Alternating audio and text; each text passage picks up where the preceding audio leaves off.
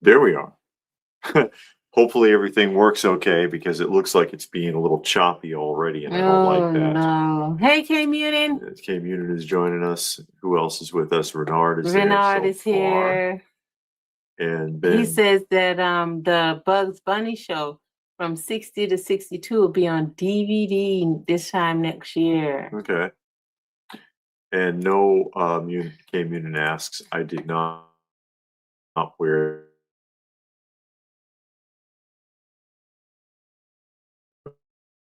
at the show. It was. There we go, playing games already. Playing games already. Hopefully we don't have issues tonight. Hey Richard, how are you? We've been having problems ever since that blackout, and our extenders wouldn't work anymore. Anymore. And I tried to shift the tower over. I just got to be careful because I'm trying to direct the antenna because I know where the position of the router is. Is Lee joining us? Hey Lee, how are you? Of course, I was live already today. I was live this morning from the Retro Toy Swap in Powder Springs. I was on before 10 a.m. Just showing people, of course, the Retro Toy Swap. It's just introducing the show to people. Some people have seen me out there before. Some people have never seen that show. And it's a good outdoor show. It's free to come. The tables are inexpensive if you wanted to set a table up. And you get a lot of people, because it's so cheap to set a table up, you get a lot of people who are not vendors, which means that, man, they just get stuff they're trying to move. And you can get really good deals that way. And so we've had a lot of luck going to those shows. Yeah, and I met a guy today, and I think he was like that. A guy I never saw out there before. Yeah. He had toys, but he had a lot of really good records. I bought records from him. And ready to move. I mean, he had it priced. He was like, don't worry about the price. Everything is for sale. Yeah. And he gave some really good stuff. Don't want to take it home. A good number of vintage items. Yeah, it usually is.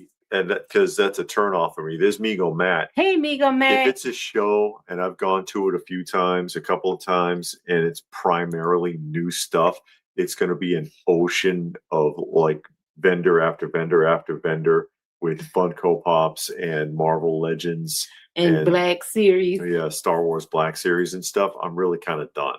I'm not interested in seeing that. I prefer even if it's stuff I don't collect, I want to see the vintage stuff because I appreciate the history of it.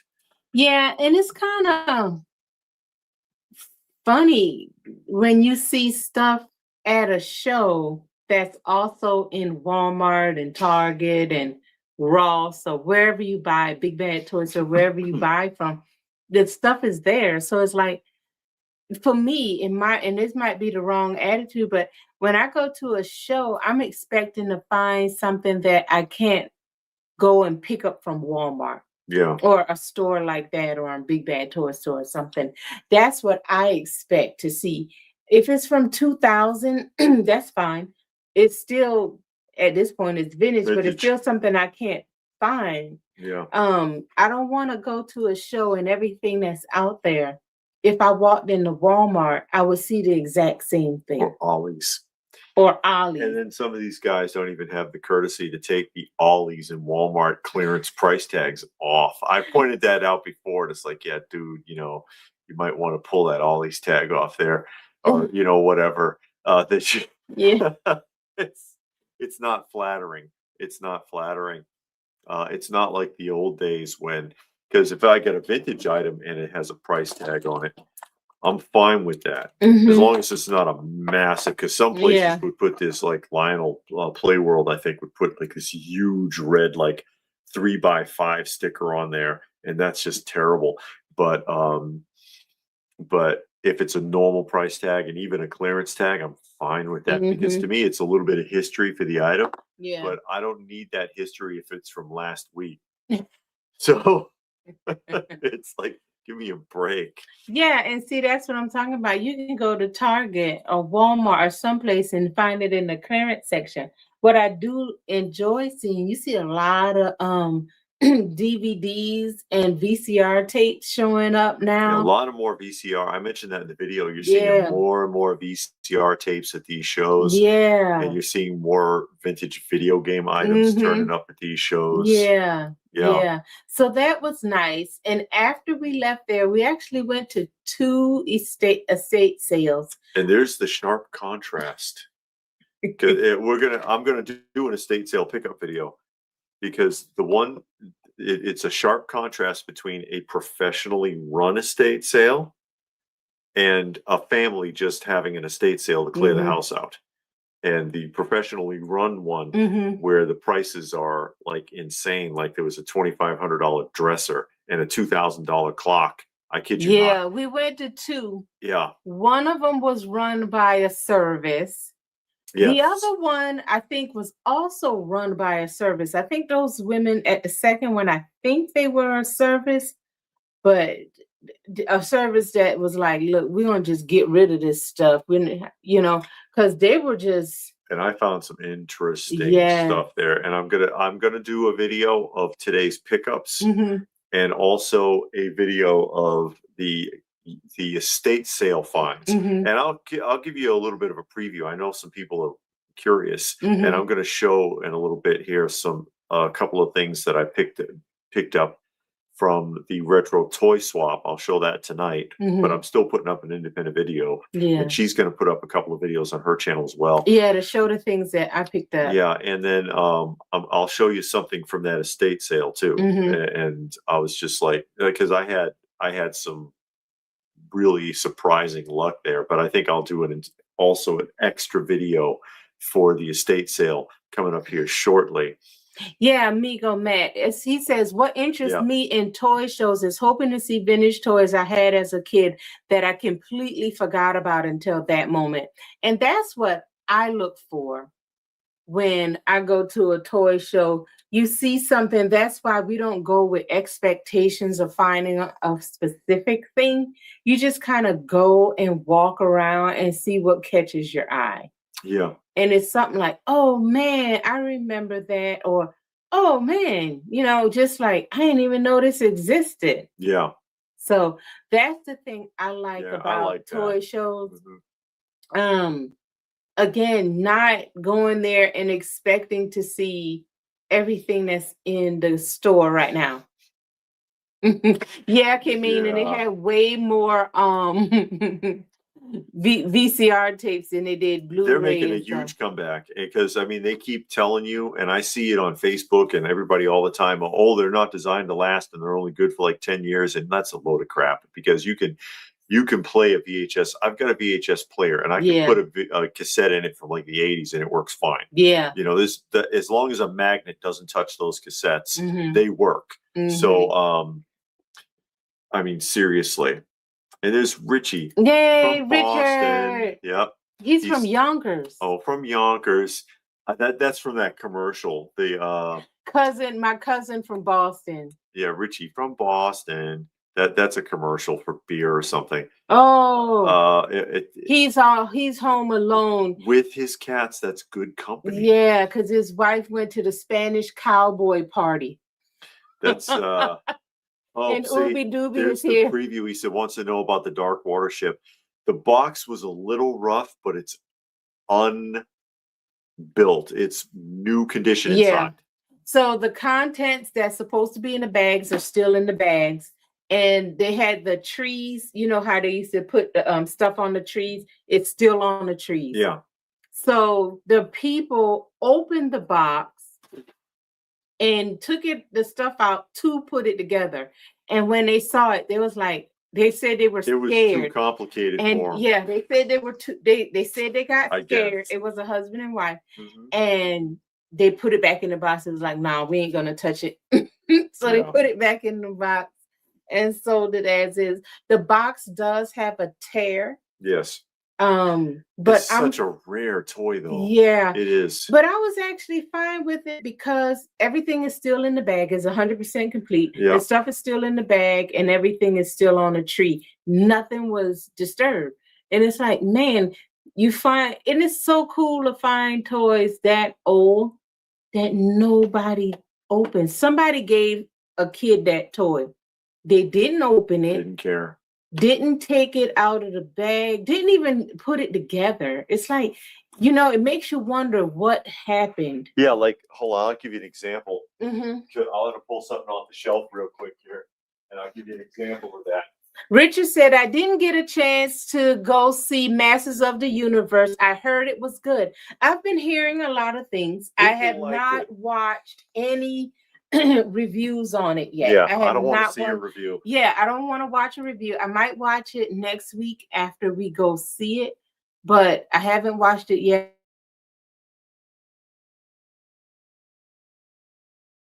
I don't want to be like carded Fisher Price Adventure People, Astronite, right? And you see on there, this was a Christmas gift. It still has the name tag, Christmas sticker on it. The name has been ripped off, but that there's somebody received this once upon a time as a Christmas gift and never opened it. They were like, I don't want that shit. But seriously, they didn't care. And Ray's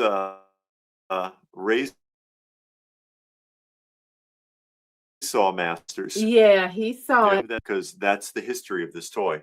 Somebody didn't want it, and you find stuff like that. I've seen stuff with pieces of Christmas wrapping paper still attached. Oh Jesus! Things like that, yeah. Or you knew it was a gift, and and for whatever reason, from Nana, never touched. Yeah, never touched it. And I would have been all over this as a kid. You know, I mean, he's not their best figure. The Astronites, they only have 3 points of articulation.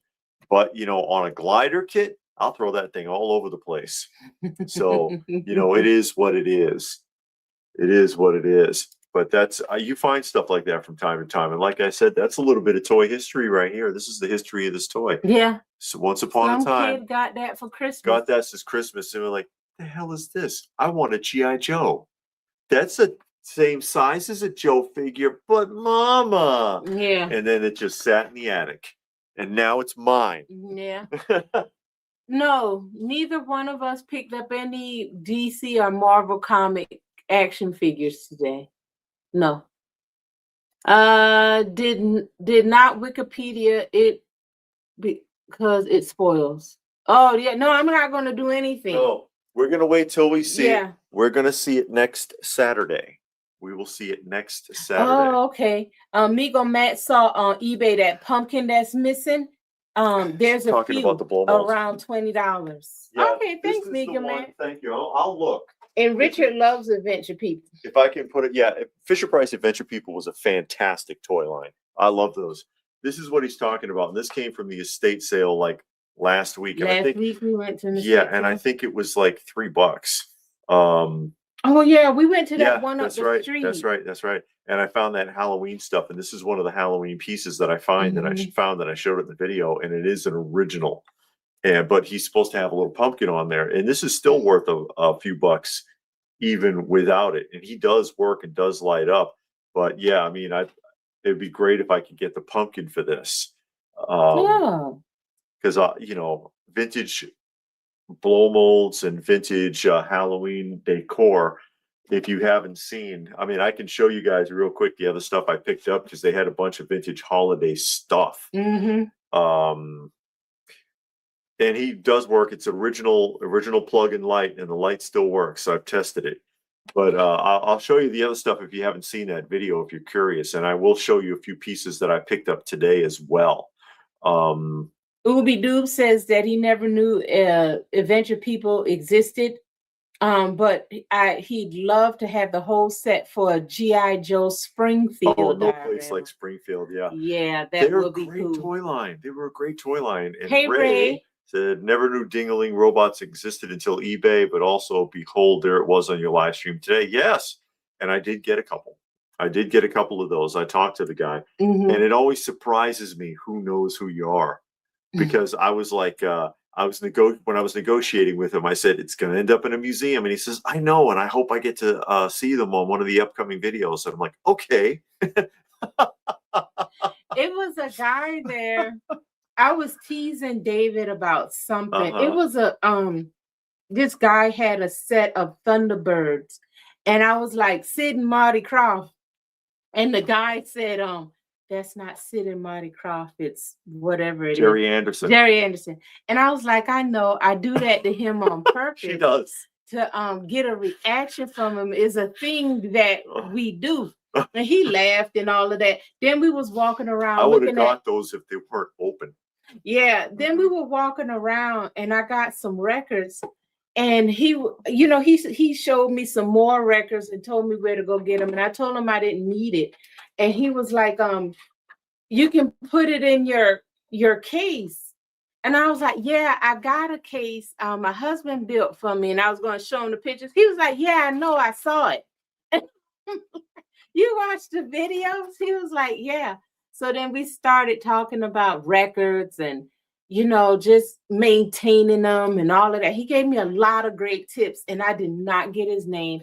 I wish I did, so I can thank him. Yeah, a lot of people said hi to us. And, you know, we appreciate you. Johnny just finished watching the Masters of the Universe movie and he approves. And Richard loves Alpha Flight.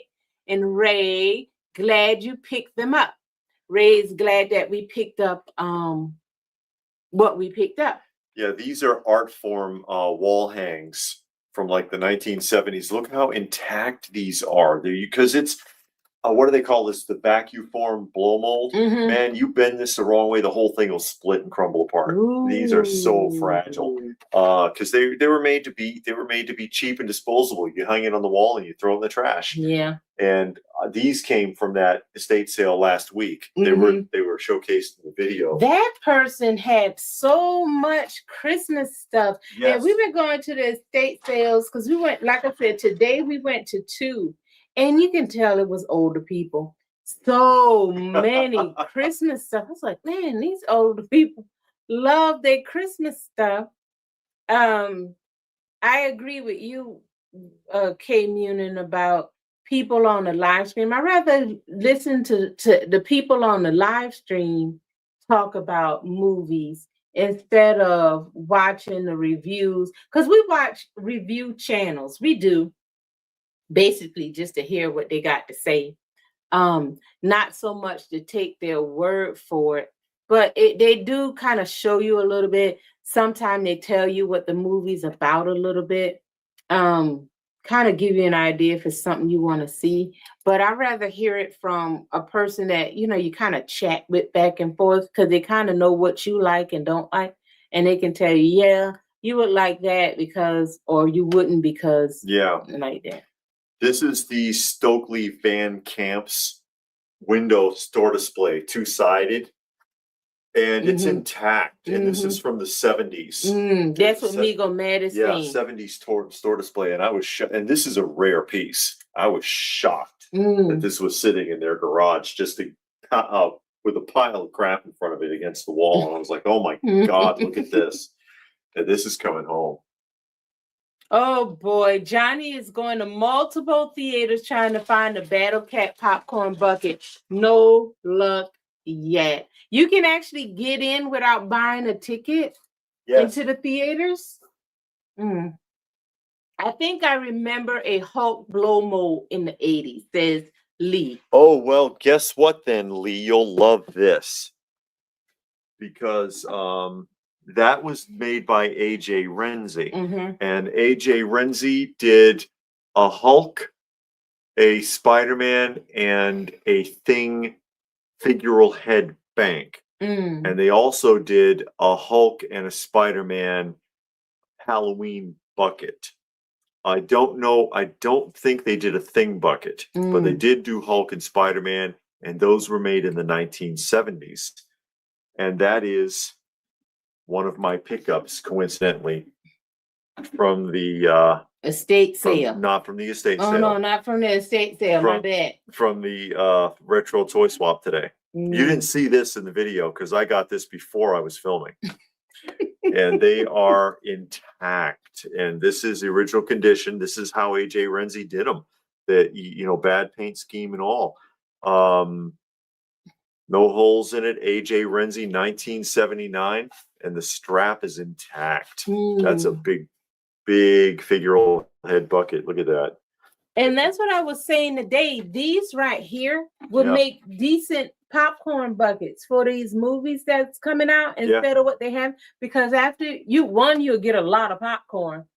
And then 2, they display well. You can put them on your mantle or bookshelf or whatever you're doing and display them. And those figural buckets that they're selling don't really hold very much popcorn. The one, you know, a handful of popcorn in some of those stupid things. But these are what you were thinking about. These are what you were thinking about, I believe. Mattel, was it Mattel or Hasbro? I think it's Hasbro also made a full body blow mold Spider-Man and Hulk, but those were gumball containers. Oh, okay. Not banks or was it? Well, hold on a second. I have one. I'll grab it. K-Muna says, despite good things about the Motu movie, do you think the toy lines will do good or go on clearance? I don't know how people are feeling. I think they're going to go back and buy the retro ones more than the newer ones. Oh, okay. That's something else. Yeah. See, this is the one from the 70s from Hasbro. And they did Spider-Man and the Hulk like this, and it is a coin operated. That's why I got confused. Bank or gumball machine. Coin operated gumball machine. You put a penny in the slot, and you get a gumball out. And of course, it still has the gumballs in it because it's never been opened. It's still sealed, and it has a $1.50 Shaw's price tag. $1.50 once upon a time, and they only did the Hulk and Spider-Man. For these 2, but this is also, you know, blow mold, you know, cheapy blow mold.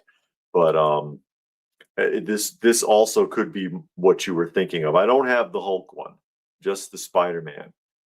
Oh yeah, Ray, the Hulk utility belt. That one was a foreign variant. I think it was in Spanish.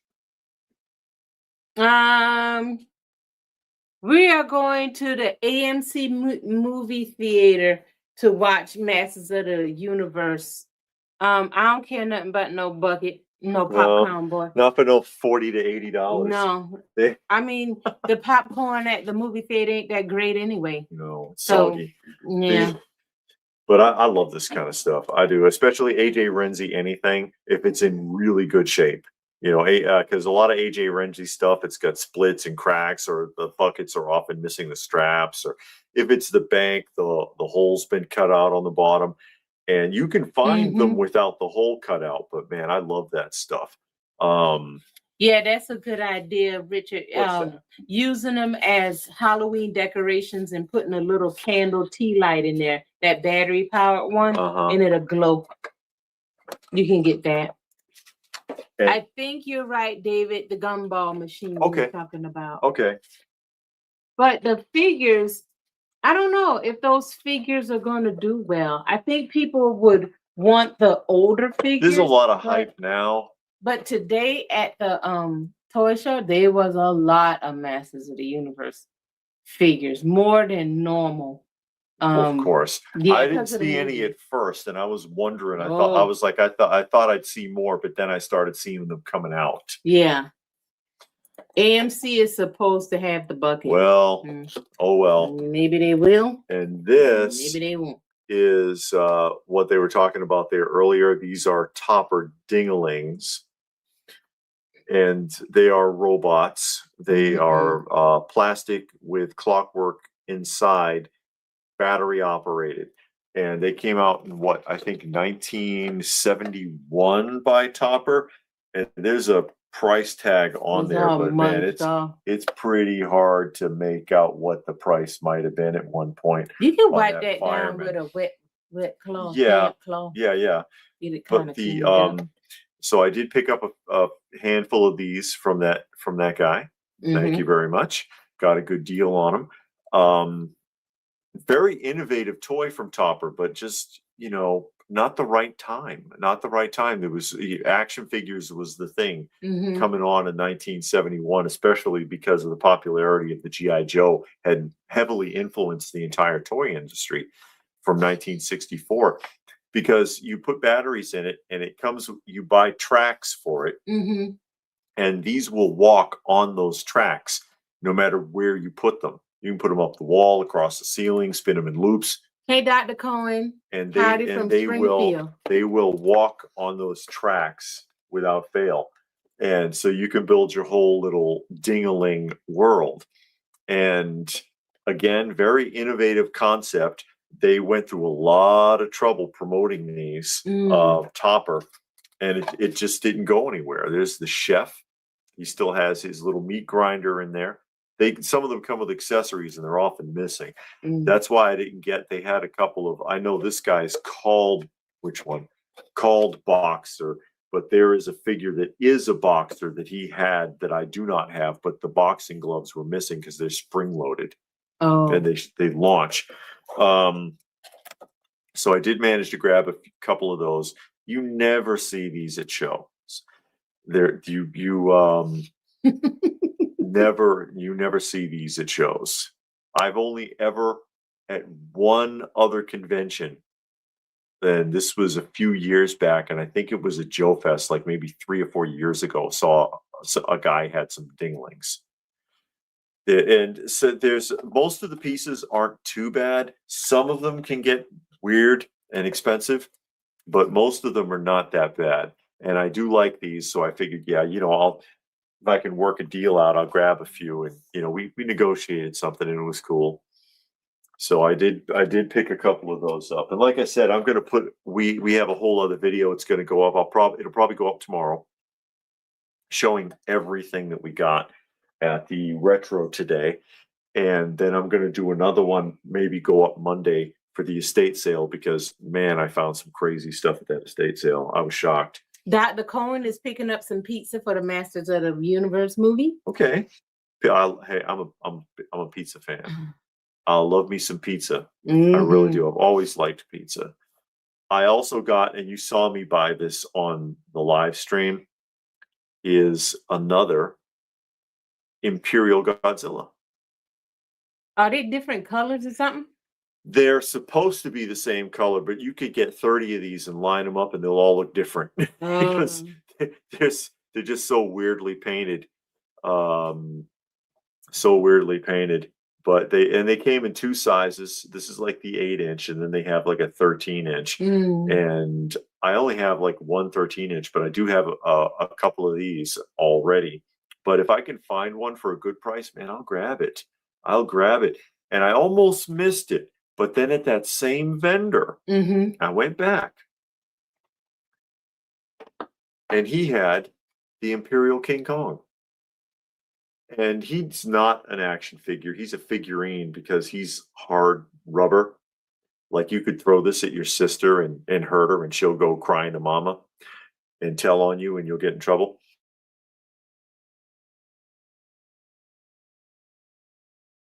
But these are imbued to do. I didn't do anything. Okay. It went black for a second.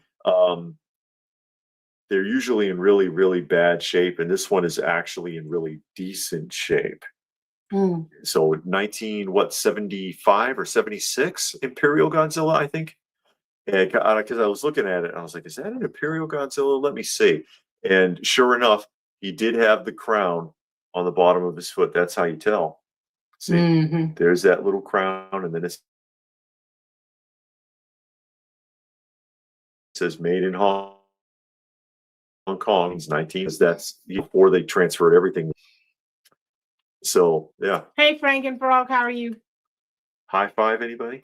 Yeah, Frank and Frog joining us today. Yeah, and Ray says the Topper military played Johnny 7 in '64, transitioning into the 70 sci-fi dingalings. Yep. I'll just say that the popcorn that's in where the basket is already done, and we were told to do a fresh popping session when the next movie starts. The popcorn will be ready. Yeah, get the fresh popcorn. Well, they make that popcorn early, and then they just keep adding They put it popcorn in a giant bag, and then they dump it out. Yeah. Then they dump it back in there and just add more popcorn and mix it up and do all of this and that there. So I was real thrilled about these. I know it's a silly thing, but I'm a silly guy. Yeah. But yeah, I mean, I think this is the 5th one I have now. Oh, okay. Of this. Of the Imperial Godzilla, the small one. I don't have but one of the big ones. Oh, I've got a few of the Dormai Godzilla-ish ones because those are not officially licensed, even though, and these are. So yeah, went back and found a really good price on it. She found some great stuff, but I mean, you'll see that in the video. Then there was that estate sale. And I'm not going to show you a bunch of stuff from the estate sale. Like I said, I'm going to do an independent video, but I will show you a little teaser. This is one hell of a teaser, actually. See if anybody knows what this is. Who knows what that is? I'll give you a second, and then I'll tell you. I'll tell you what this is, and I'll explain it. This is a big deal, actually. It is. I was shocked to see this. Frankenfrog likes the Godzilla. Yeah, I'm over any vintage Godzilla. And again, that same guy had a version 3. Yes, it is Porky Pig K-Munin. That's your first clue. It does say it right there, though. That's cheating. But he had a version 3 Shogun Godzilla. I think he had 400 on it. I probably could have talked him down, but I just couldn't afford it. I mean, I would take another one. If I've got a set of the Shogun Godzillas. I've got all 3 versions. But if I found another one, even though I already got it and it was cheap enough, I would take it. Why? Because why not? Because you already got one. I want another. I want more and more and more. I'll army build Shogun Godzillas. Oh my god! Hey, it's better than the guy who has 500 Mossmans. Remember him? Oh god! We saw that video. 500 vintage Mattel Masters of the Universe Mossmans. 500 of them loose. That would be a piggy bank. Yes, it is a piggy bank, Lee. Okay. I'll let you guys off the hook because you can't use Google to cheat. This is a Ubli bank. This is a Ubli cast iron. I mean, this is like 2 pounds. Ubli, feel that. Seriously. Oh, this got some weight on it. Yeah, see, it's about. This ain't plastic. No, it's about 2 pounds. It's a Ubli cast iron bank. It is an original Ubli. This is not a reproduction, okay? Still has the original screw in it because that's how you open it, is with that screw on the back. Original screw, original paint job. Manufactured in 1930. You get a good brush and scrub that down, get some of that brown film off. Manufactured in 1930. So this is now officially the oldest toy-related item in the museum because that would make him 96 years old. Still ticking. Yeah, 96, still technically vintage. He will not be antique for another 4 years. So in 2030, he will be officially an antique. And he was $4. But you get a good wire brush and some Comet, get all that brown stain. Nothing is touching this bank. No, touched it. That's all, folks. He's almost 100 years old. He's almost a technical antique. $4. I mean, I saw it and I was like, "Holy crap!" I'll tell you. Is that a Ubli? Why? Yes, it is. Nice little Brillo pad. What is wrong with you? You have got issues. I just want to get some of that brown staining off. You don't want to do anything to this bank. Get a Brillo pad and some Comet or some soft scrub. No. You know who you will be? You will be Munin says $4 and that's almost an antique. It's clear not too many people saw any value in it. No, but if this was if this was at that first estate sale, they would have saw value. Yeah, they probably would have put $250 on this thing, and then it'll be half price on Sunday. But I was like, wow. I mean, that's one of the earliest things manufactured from Warner Brothers. I mean, really. So that's when it was just a newspaper strip. I think they were doing movie shorts at that time. Oh, yeah, 30. You said 31. Okay. 1930. Yeah. So I thought that was a fantastic find. If you're serious, you and Richard should talk, because I have one, Everything Works, if you want to talk about it. Oh, okay. Yeah, I love the Shogun Warriors. If I can find great and Snot Lips is there. He's talking about bacon, talking about Porky there. I love the Shogun Warrior stuff. Oh no. I think this thing could stop a bullet. I mean, look how thick the cast iron is. That's why it's like a 1/4 inch thick. See, Johnny want me to get that wire brush. No, what's wrong with you people? Give it a little clean up. Next time you see it, it'll be shiny. Shame on you. Shame on you. Golly, people. I'm here to preserve these things, not torment them. Yeah, and that's one thing about old toys and just stuff, knowing how to preserve it, how to clean it, how to store it. And that's all of your collectibles, even the newer ones, you got to know. And that's what me and the guy was talking about today with the records. Hey David, how are you? Flash. We were talking about how to preserve records, and he was explaining to me why you shouldn't put the record in the jacket and why they put it on the outside of the jacket. I thought people just put it on the outside of the jacket at shows so you can see them without pulling it out, putting it in, pulling it out, putting it in. But he was like, no, that's to keep the jacket from splitting.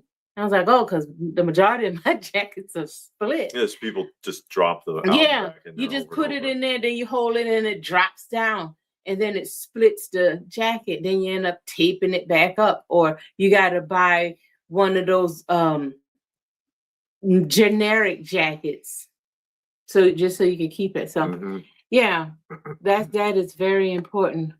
Put the bank on the floor. No, Johnny, you just lost a kudos point, Johnny. You're going down a peg. But yeah, it was a decent overall show. We had a good time. Of course, next Saturday we will be going to the Masters of the Universe film. Courtesy, of course, of Stone Sour, who sent. Thank you, Stone Sour. He's not. I don't think he's in here today. No, but still, who sent us tickets? So we really appreciate that. And so we probably will not be live next weekend. No, because it's Saturday that we go. Saturday. And then the end of the month, we will be going to Joe Fest. We're thinking we're going Sunday. Not sure exactly when we're going to be at Joe Fest. Thinking we're going to go on Sunday unless something else comes up. Yeah. And of course, I will film that as a live walkthrough when we go to that show. Just like I did this morning with the Retro Toy Swap. If we go to a show, I try to share it with everybody so that they can get an idea of what that show is like, looks like, feels like, whatever. And then there are some people who they can't get to shows at all. And I've had people tell me that where I am, there's no shows. So it's nice to see one like that. David had his wisdom tooth pulled, so that was really rough. Oh, wow. He's still recovering from that, but he's doing better. So yeah, we all lift up David in our prayers that his teeth would his tooth will recover and he won't get any infections. Did Dr. Howard, Dr. Fine, and Dr. Howard do it? Somebody will get that reference. Who are Dr. Howard, Dr. Fine, and Dr. Howard? Nobody knows them people. Come on. Look at the crowd you're talking to. They know who it is. Somebody is going to tell me like immediately who that is. That would be me. No shows in my area. Yeah, I've heard that. Yeah, Kamuna says that a lot. People that are in other countries. But I don't understand that because Kamuna, you live in the Miami area, right? I would think an area that big would have like a ton of shows. And Stoic Mexican says that's right. from The Three Stooges. That's right. The Three Stooges. Came Munich jumping on Stoic Mexicans answer. He didn't know. Oh, a lot of people would have gotten that one, honestly. A lot of people would have gotten that one.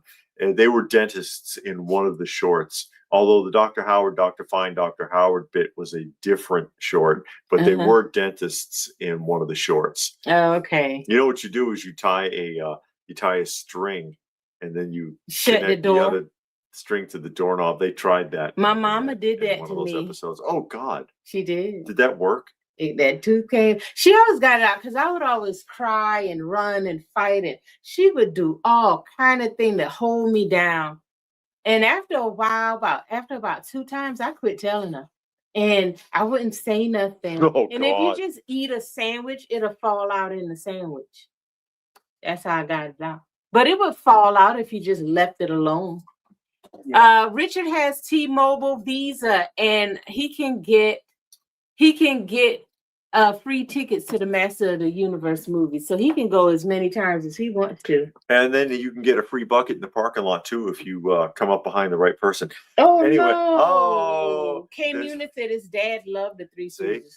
The ultimate collection. This is the one you want. This is the box set. If you're into this, the box set that you want, because it has independent Kemp shorts from before he joined the Three Stooges.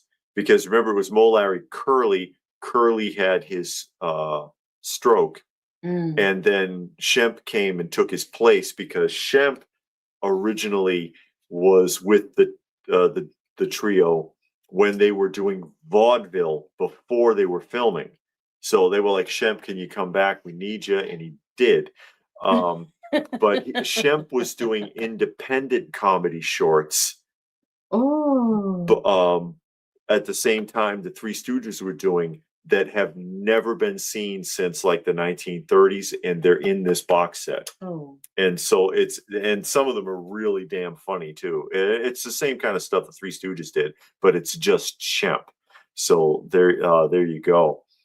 David says Dr. Mindbender pulled this too, but he had no sedation, only numbing, because he lives by himself, so that wasn't allowed. I understand. So when they numbed it, he was able to drive home. So that's good. But I'm glad that you're recovering and you're not getting any infections. I've seen people, they get infections, they get abscess, and then they might be all out to here. And you might be tempted to suck on it. Don't do it. You'll get a dry socket. What? Oh, yeah. Because you feel that there, you're like, you can't. You could get a dry socket that way, and that'll hurt. Something. Put some ice on it, or just So you'll be all right. Hang in there, man. But he say he's doing better. There's get a couple of days off of work until your face go down and you're able to talk, because you can't go to work when your face is out to here and you can't talk, and then you drool all on, and then people start talking about you. We'll re-show you a couple of things, Robert, because we were showing some things earlier, but Robert missed it. Robert got to go back and watch it on my channel. They're just joking. Hey, Robert, how are you? And Munin said Curly and Shemp were cool. Joe was awful. It was Joe and Curly Joe. Joe, I can't remember the other one. Joe Besser. Joe, I forget the other guy. Joe Besser was the Curly Joe, and he was really stiff. I couldn't stand that guy. But yeah, Curly Joe, Joe and Curly Joe. And Curly Joe, I believe, was Joe Besser. Arch rival of the firm, Dewey, Cheatman, and Howe. Dewey, Cheatham, and Howe. Yeah, that's right. Oh, Dewey. Okay. Yeah, it's a play on words. Yeah. Oh, he's been out of work for 9 days. Give me the other bucket. What bucket? Oh. Yeah, you have my David's been out of work for 9 days. So you got a lot of TV watched and a whole lot of ice cream ate. I would eat some ice cream. Robert, these were not in the live stream because I had already purchased them before I started filming. And they are AJ Renzi Halloween buckets. And they're fully intact, still have the handles unbroken and everything. And I will be tomorrow putting up an independent video showing our haul from that show. including these, obviously. But yeah, we have a bunch of stuff. Had a good time. Always finding good deals. These were priced really well. These were priced really well. Classic toys from the 1970s. I consider them toys from the 1970s, as well as a few other things. David watched the whole first season of Dragon Ball Z. Oh, the Blue series when when Goku was a little kid, right? We started watching Spider-Man Noir on Amazon Prime. Okay. And it is pretty good so far. We can't get it in black and white, though. It won't work. I was talking to the guy at work because it's this one guy at work. He watches a lot of anime. We watch a lot of the same movies, cartoons, animes, and TV shows. And he asked me if I watched it in black and white. And I told him no, I couldn't get the option to toggle through. It gives you the option, but I couldn't get it to toggle through, so we're watching it in color. And it's good. I like it. I don't know what the book series is like, but it seems like it's a pretty good show, and the storyline is easy to follow. It doesn't seem like it has any type of politics in it, any type of agenda. I don't feel like I'm being preached at. Yeah. Or nothing. But Nicolas Cage is the executive producer. Yeah. So. It's no girl boss in it. Yeah. So it's right up my alley, and I hope they keep it that way. Yeah. If they continue the series, if they do a second season or something.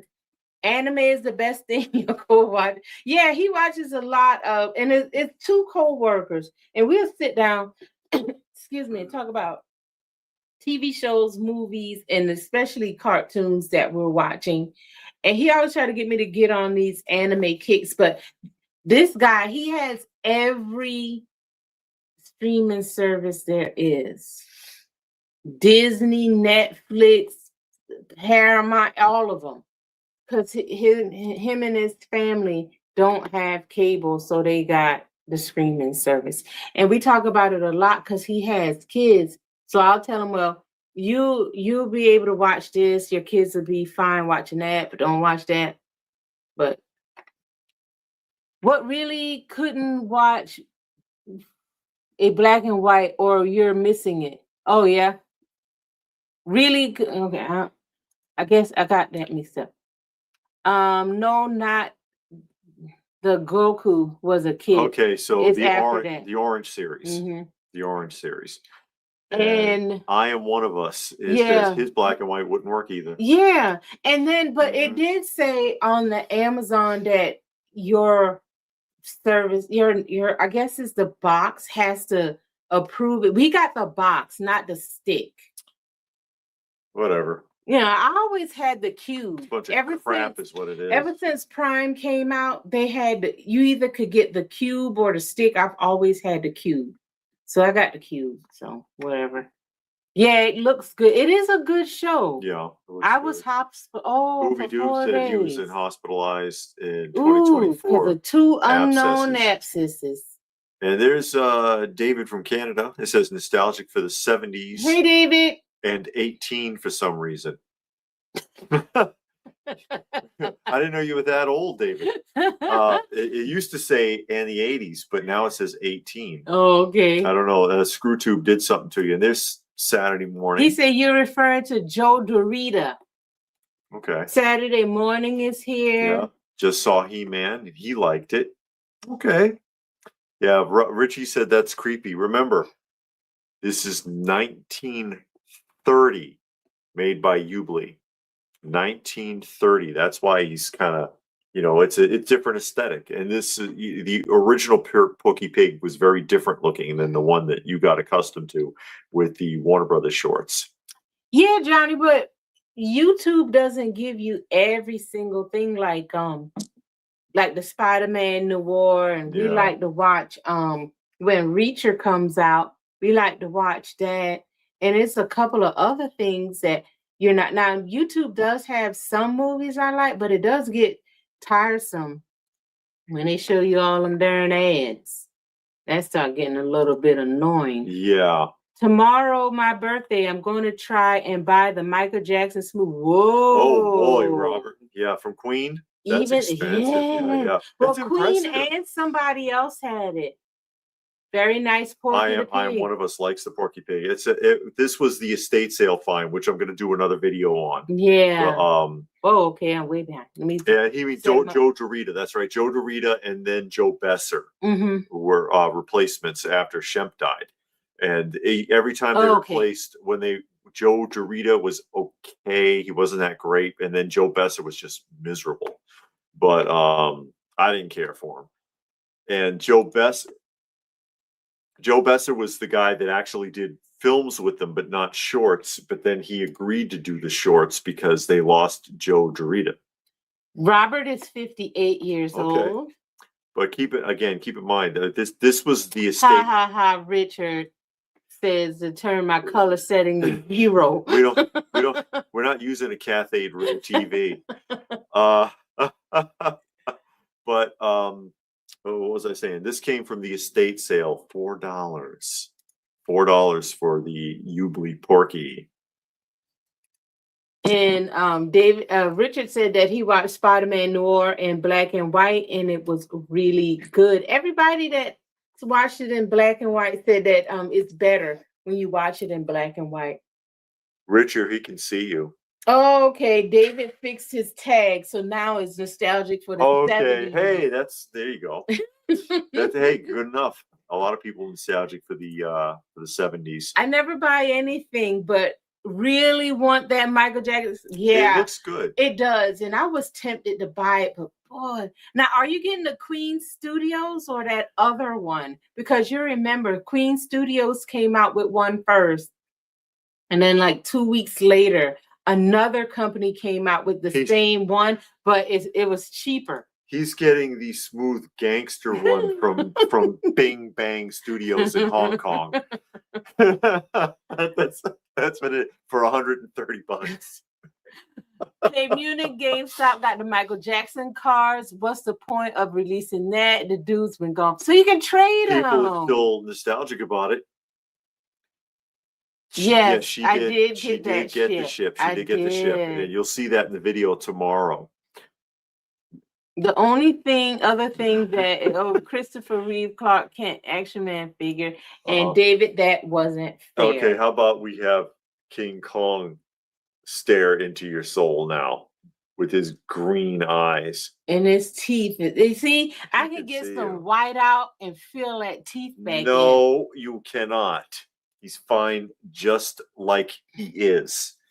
Just like he is. I can feel those teeth back in with some white out. Oh my God! You never know. Who are you, Aspen Dental? Some white out, buddy. No, I wouldn't put it past them. Oh no! What a terrible organization. No, we're not going to talk about them. Okay, we're not going to talk about Aspen Dental. Yeah, next thing you know, we get sued.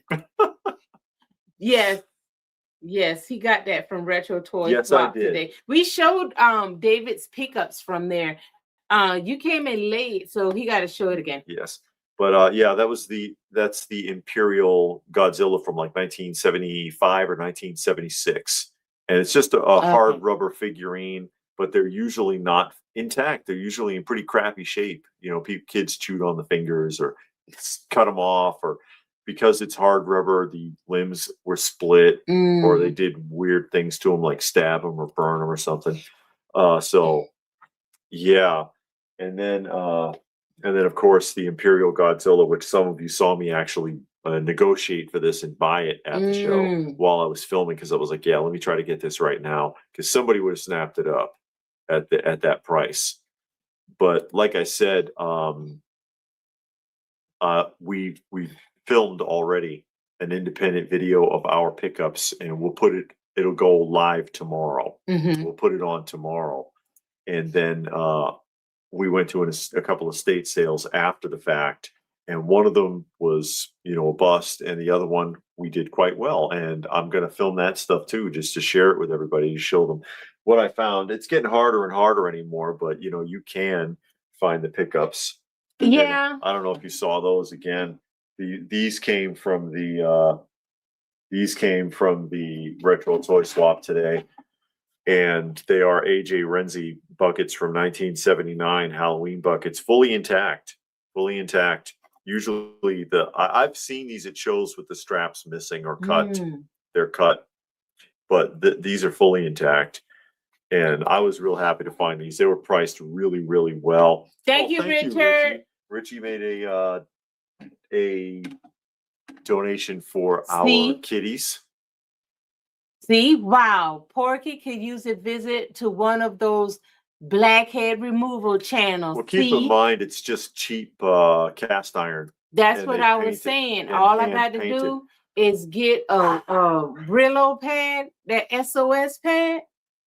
I bet you someone could get real hurt if this was thrown hard enough. I watch every weekly update video you put out. Oh, wow. That I no longer buy sci-fi or fantasy stuff. I am on the verge of being out of debt soon. Oh, boy. Oh. Yeah. There's the markers. I don't know how well you can see that.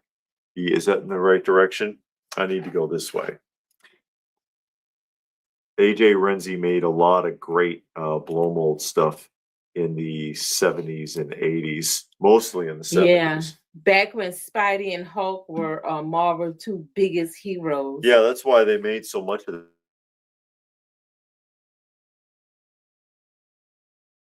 that stuff.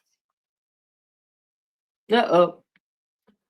Oh, K Munin asking about why would the straps be cut? You know, because they got broken or torn or somebody chewed through it or something weird. Some kid did something weird to it.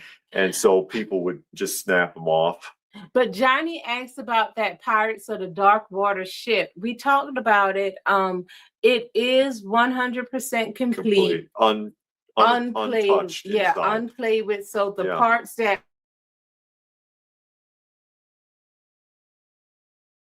in bags are still in bags. I guess they opened the box with the intent of putting the ship together. And when they pulled it out and saw it, they got intimidated and just put it back in the bag. Put it back in the box. The box is torn. It has a slight tear, but I mean, that's fine because the contents are all sealed.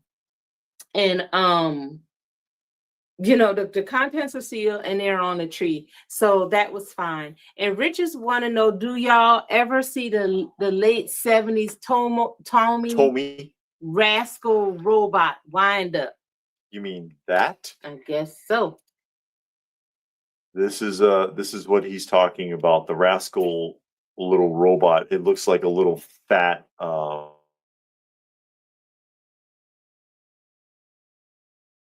Robbie the robot, basically. Came, and they were sold loose in countertop displays and also carded. Also carded. The person that chews through plastic bucket scraps need to be kept in the basement and fed fish heads. Yeah, I know. Well, you know, a kid who hold it in their teeth and, you know, whatever foolishness. And a lot of times these straps are broken or cut or snapped or, you know, something bad happened to it.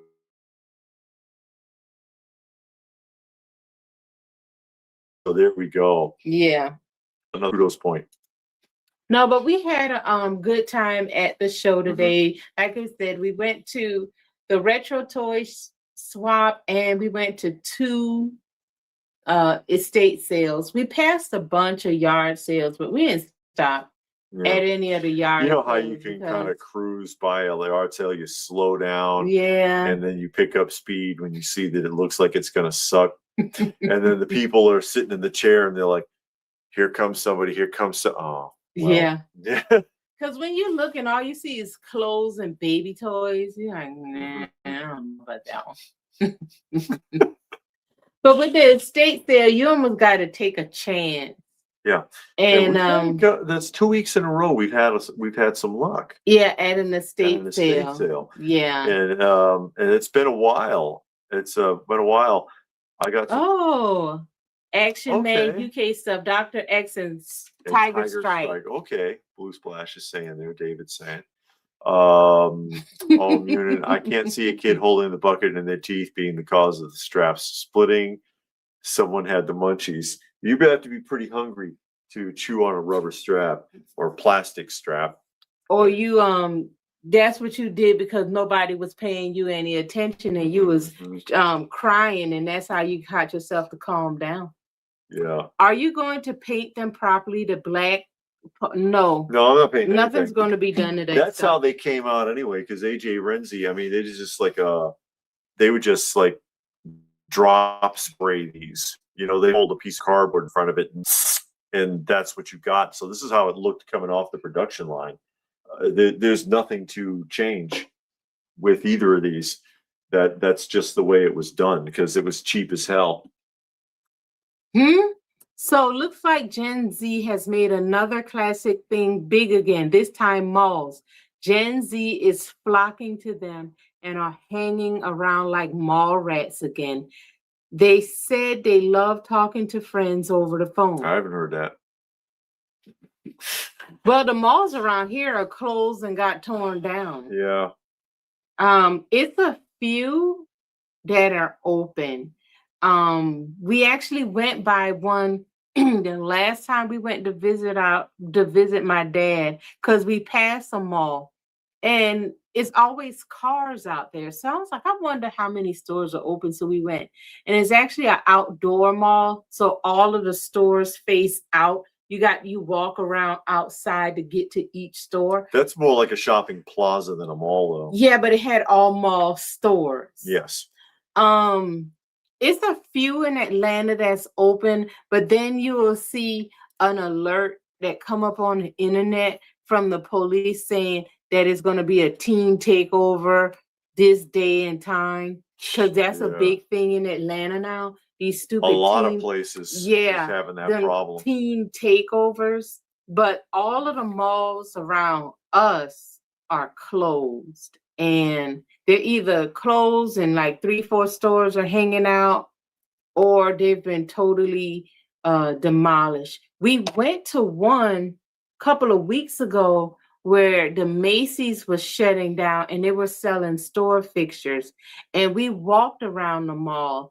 The whole upper floor was closed, and downstairs they still had like the jewelry counters, and I think it was some like phone card places. Yeah, even the food court was gone. Yeah, there's nothing left. We find the estate sales by driving around, and you see a sign and then you just stop. Yeah, but you know,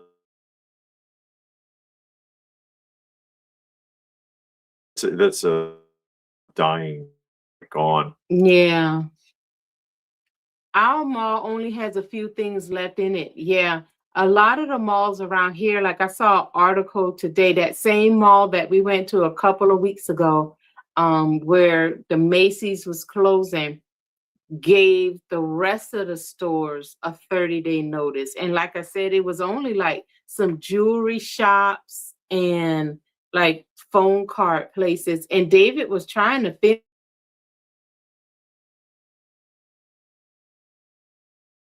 about knock them. He says they don't want the mall management doesn't want people to see how the inside of the mall is. Everybody knows how the inside of the mall is. Because it was empty. Yeah, I mean, the water fountains already shut off. The lights were off upstairs. Few lights were on downstairs because all of the shops, like I said, moved from upstairs to downstairs. Food court totally closed.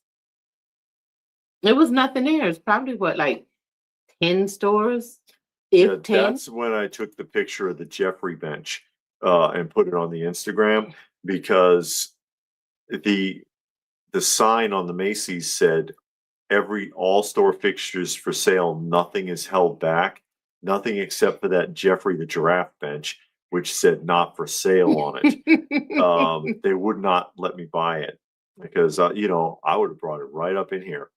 I would have taken that sucker home. But everything else was for sale, and man, it was expensive. I was like, you're never going to get rid of this shit. For the prices they were asking for the store fixtures, I just didn't see them being able to sell any of it. Yeah, I just wonder how, those Gen Z people are acting there, because every time you see them around here, they're acting like wild animals. So it makes you not want to go anywhere they're at. I know I don't. I always see YouTube videos on all the dead malls. They are all beautiful, but now gone. Yeah. Gone. And Anne is here, Raccoon Eyes. How are you?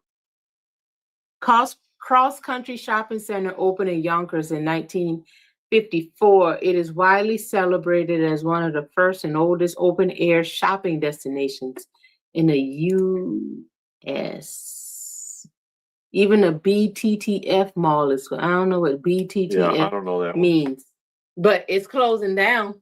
But yeah, I have no desire to go. There's nothing at the mall anymore. There's nothing at the mall anymore, unfortunately. But yeah, we had gone to the Macy's because they were advertising that they were selling all of their store fixtures, because we were looking for stuff like that for the museum rooms. Even a good center display, something. But then they were so priced out. The stuff was so freaking expensive. It just didn't make any sense. I was like, wow, because usually we find that stuff pretty cheap. Yeah. If you shop around, you can find used store fixture stuff cheap. I mean, retail, it's expensive.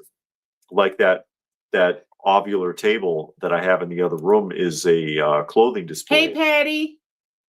Is a clothing display that I've got all the Shogun, the Mattel Shogun Warriors on. Brand new, those things are like $400, but I found that for sale. Actually, they were getting rid of it in an antique mall. It was like $25. So you have some luck, but if it's retail $400, I don't expect to go to Macy's and see it for $325. How are they going to get rid of this stuff? They did the same thing at Joann's when Joann's closed down. Oh God, we went to Joann's. Whoa. But then when we first started buying store fixtures, it was like Payless, a shoe show or something like that.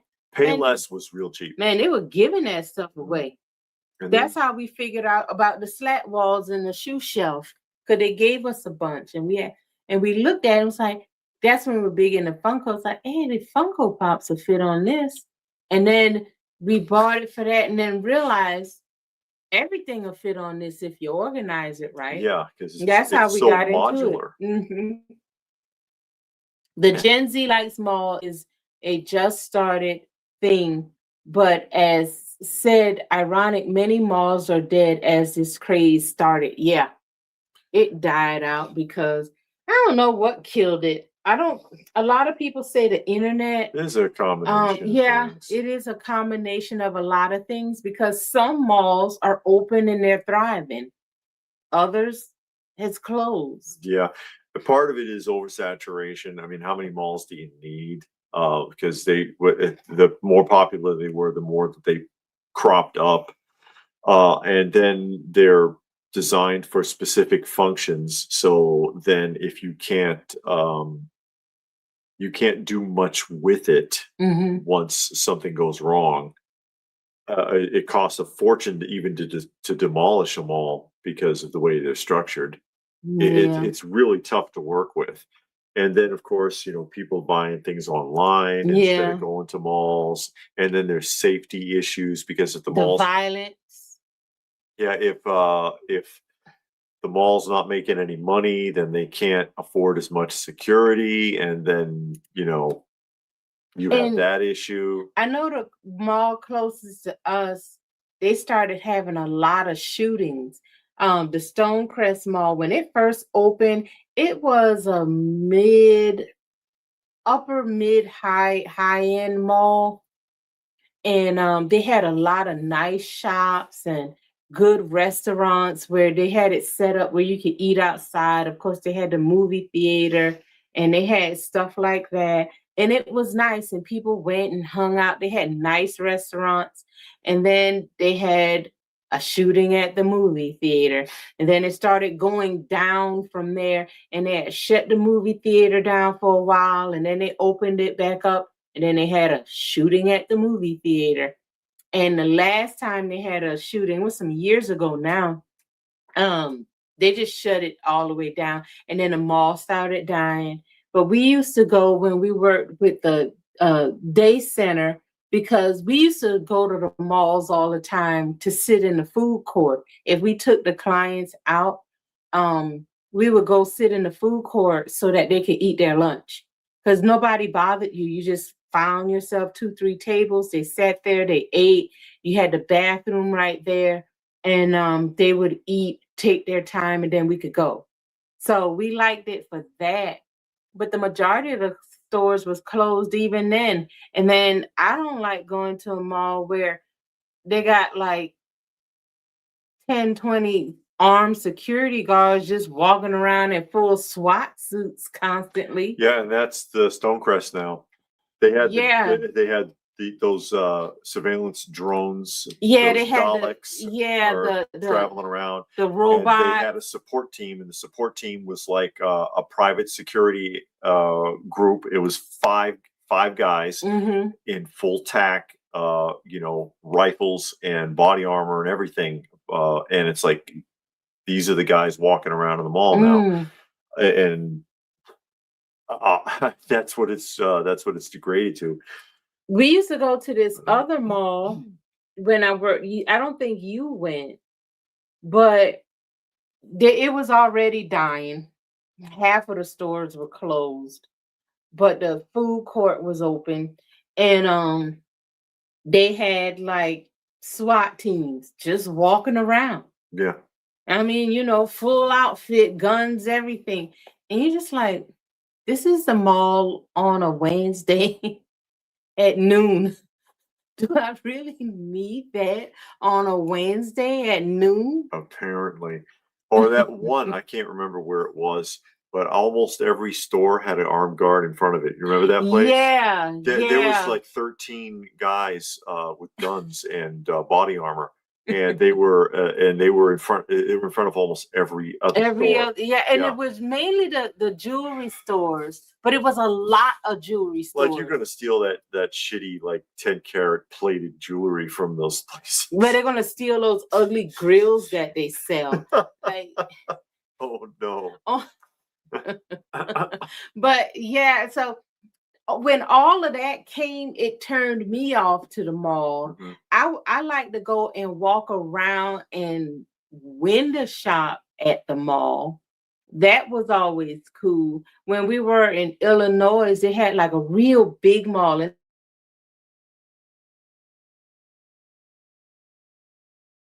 all packed. We're back. There we are. We were blanked out for a second. But all of that, just the violence and the over the top security, and I don't know, all of that just turned it off for me. Just like, man, I got to go to the mall and have all of this security. I mean, yeah, is it good to have? I guess, but when you I don't think I'm in a safe neighborhood. I don't think AMC is at our mall. I just got back from it. Many of the stores are closed, and the AMC, Belk, and Chuck E. Cheese is pretty much the big thing there. Yeah. We must be lucky. We don't have much violence at our good. mall. Saturday morning is saying there that they don't have too much trouble. That's good. But some places they just do. Some places it's like they've had some issues, and that just runs the mall down too. It drives the insurance up. You get to a point where the insurance company isn't going to insure your stores anymore when if there's too many problems. And without insurance, you cannot operate a brick and mortar retail business. Yeah. The state will close you. And that's also something that happens to a lot of these malls. High theft or high amounts of violence or vandalism drives the insurance to the point where the insurance company's like, no, we're not covering you at all anymore. We can't afford it. Yeah, and I agree with what Kim Eunice said. With that much security, it's not a mall, it's a police state. And Robert said there was a mall he used to go to in California that had arcade comic toy shops and a Funko Land. He missed that place. Funko Land. There's Funko shops still? They haven't all gone out of business yet. I wonder about that. There was one in the Atlanta area, a Funko shop, Stuck in Time. Oh God, I wonder if they're still around. I actually passed where they were. I knew I was coming up to it. And it would have been behind me. The way it was facing, it would have been behind me. And I tried to look back to see if it was there. And I couldn't see it because I didn't realize that I was at that point until after I had passed it. And by the time I tried to look back, I couldn't really see the full building anymore. But yeah, it was a toy shop. All they sold was Funko Pops primarily. At the height. Well, not the height, but when it was still big. And then they got those companies got screwed over because you had to pre-order your Funko Pops, and then the stores would get theirs so late, like almost a year. If you weren't a big retailer, you were on the back of the list. Yeah, it was almost a year after the product came out. It was nobody wants it now. Yeah, and it's like you already pre-ordered it, and we still haven't gotten it yet. But now it's on clearance at Walmart. Yeah, and then everybody only wants like the chases or variants, anyways, and you have to buy a certain amount, and so you end up with massive storage of overflow of pops that won't sell. And the last time we talked to the owner there, that's what he was complaining about. He was like, our whole basement is at the shop completely full of pops that we can't get rid of. Well, the thing, and he said that happened was people pre-ordered, but then it took so long for them to get it. And like I said, it was already on clearance at Walmart, so they would just go to Walmart, buy it on clearance, and never come to pick their stuff up when it came because you paid when it came, not FYE or somewhere. Yeah, they'll go someplace else. So yeah, they were going under, but I've been seeing the stock slowly rising. Yeah, recently it's gone up a little bit. Yeah, not like GameStop prices, but that was a one-time deal. Yeah, that was a fluke. But there you go. So it remains to be seen. I can't remember, is it the end of this year or the end of next year that their loans come due at Funko? So we'll see what happens then. If they can get a loan renewal, they've already made a deal with the devil to get their loan renewed the last time. And put themselves in a really bad legal position because they made deals they shouldn't have to keep the doors open. So they'll either negotiate another really bad loan or go declare bankruptcy and get bought out by like Hasbro or Disney or somebody. I think so. We'll wait and see what happens. Disney is going to buy them out though, because it just feels like a Disney shop. If Funko just feels like something Disney would own. I mean, Disney about own all IPs anyway. I guess. So it just feels like something Disney would own. Yeah. Isn't Funko Super 7 the same thing? No, Robert, it's different companies. Yeah. And they because they raised the price of pops, closing in on 20. Really? Are you serious? I haven't bought a pop in I haven't looked in a while, years, so I have no idea what they're currently going for. Yeah, I don't even look at them in the store. I was interested in the Masters of the Universe ones that are coming out. Yeah. Like I said, like I said, I won't go chase them down. I'm not going to pre-order them or hunt them down. If I saw it on clearance somewhere, I would pick it up. But I'm not gonna look for that them. could be the case. And I've been seeing more and more Funko product turning up at flea markets, turning up in thrift stores. Yeah. A lot of it in the thrift stores. Yeah. Because that's the direction it's going in. It was just too much. They oversaturated the market. They should have kept it small. And the demand probably would have held out, but they just overdid it. They overdid it. Yeah. And that's what I'm thinking, Frankenfrog. There's certainly a lot of Disney properties itself. And then, like I said, Disney owns so many IPs like Star Wars and Marvel and all of those things. So it's like they would just buy themselves almost because they own all of that stuff. So they may as well just buy it and keep making it if they want to. I mean, I don't know. It would be great if you could be available for auctions at their Funko stores when they started liquidating the inventory in the stores, because it would be nice to get some of those store displays, although some of them are pretty damn big. Hey, Danielle. Oh, Daniel. Sorry. It says, why doesn't Orko show up in any of these movies? I don't know. I don't know. We haven't seen it yet. So I don't know if it's probably kind of hard to do Orko in a way to take it seriously. One of the complaints about the film is that it's not, I've been hearing from people, like I said, we haven't seen it yet, is it's not that close to filmation. This is Johnny Sachs. This is Funko comments are 15. But that it's not really that close to the filmation, but how can you make it close to the filmation without it being absolutely ridiculous? And Orko's kind of hard to explain. It was written for like adolescents, for people that were 8 to 10 years old. So how do you translate that into a live action film when you really can't? You've got to alter it. I know the Masters of the Universe everybody wants to see, which would be like Conan the Barbarian with Arnold Schwarzenegger, but He-Man. And Mattel will never allow that. They're never going to do it. The shareholders or the company that currently owns Filmation properties will never allow that. But if it was a rated R film, people would go nuts if they did it like that.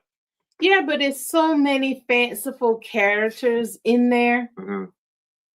It's almost unrealistic to even do a live action and it not look cheesy. You know what I mean? I mean, seriously, you got like Ram Man and Orko and Battle Cat and what's the one? Mechaneck and Trapjaw and Beast Man. You got characters like that. Even though you got CGI and you've had a lot of superhero movies, and they can depict these things, but you got all of those characters on screen. It's gonna look ridiculous. It's gonna look cheesy, and then people will say, "Oh, they overdid the CGI." Well, how else are you gonna do it? Yeah, how else will you do it? If you use all the human characters, then you will say, "Well, they didn't have this character, this character, this character." You can't even have Skeletor without any. Well, you did it in the 87 or in the 80s, but that's when they had practical effects. But you didn't have a lot of the fanciful characters. And it wasn't in that skull. One. He just had like some withered makeup. Yeah. The original Skeletor actor. People will complain no matter what you do with that movie. He did a good job, actually, though, as Skeletor in that film. Mm-hmm. He did. But, so I don't know. You can't really expect much from a movie. That's why I kind of wish they don't do Thundercats, because that's going to be CGI to death. You're going to use CGI for every character because there was no human character. Silverhawks, I've heard that one. Yeah, Silverhawks. Yeah. You don't need to. They're talking about trying to redo a live action Inspector Gadget again. because they already did it in the 90s and it was terrible. It was so bad they did it twice because there's a sequel. It looks awful and it's nothing like Inspector Gadget, but they want to take another crack at it and they want to use Will Ferrell. Oh God. And I'm just like, oh my God, you know, just leave that as a cartoon. Leave it as a cartoon. It was a silly cartoon. I don't know if they could possibly pull it off. You know what I mean? Yeah.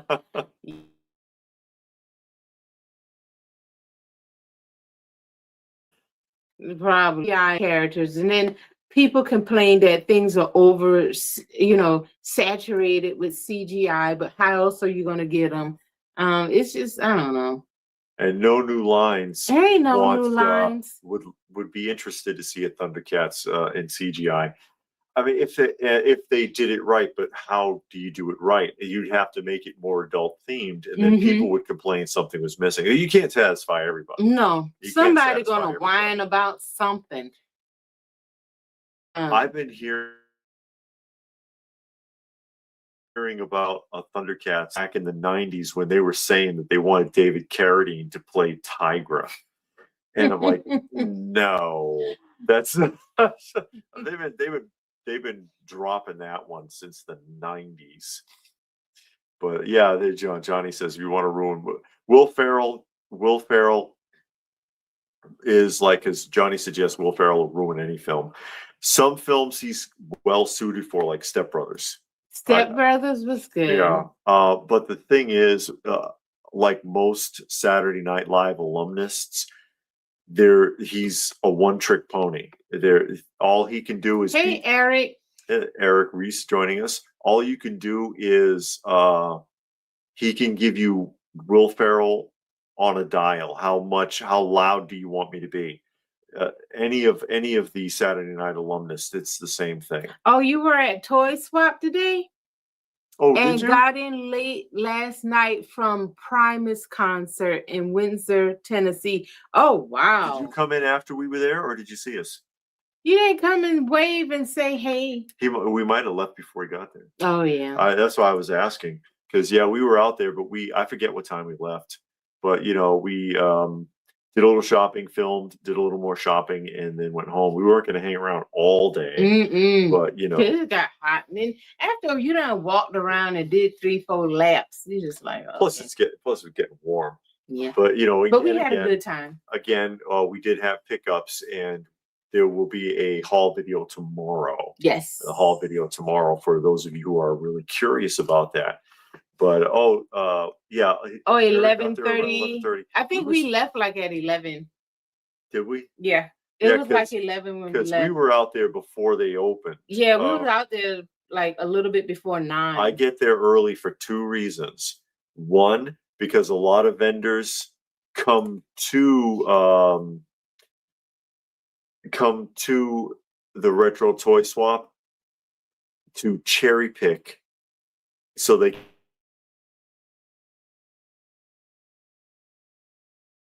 take it and resell it.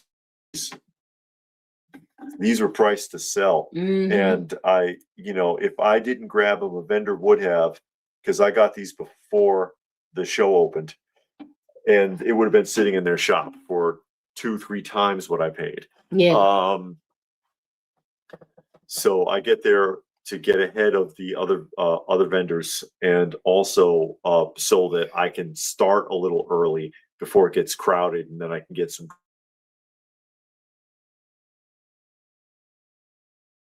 coming in for everybody, and don't have to fight crowds. That works out great. Yeah, No News says crazy they buy to sell. I mean, that's the name of the game. They are vendors, but at the Retro Toy Swap, a lot of the people who are selling there, because tables are only $20, it's $20 for a spot. People who are not vendors sell there. They sell there, and that's why we can find such great deals. But there are people that I know who they are that come out there that are vendors, and they pulling the wagon, and they're trying to make deals and trying to buy out people's whole tables and stuff. And I've seen them buy out whole tables at that show, and often before they even open. what's it, Carlos, one of the guys we buy a lot of stuff from. He's the guy that at the table, everything he has looks like it's from the 1960s. Yeah. He's got a lot of great stuff. I love the flicker rings. I wish I could afford them. But he even said that he had to stop opening up. He used to get there at 8 to set up. And he said those vendors, a lot of them were already out there and trying to buy him out. And he's like, no, man, I got to give people a chance. Leave me alone.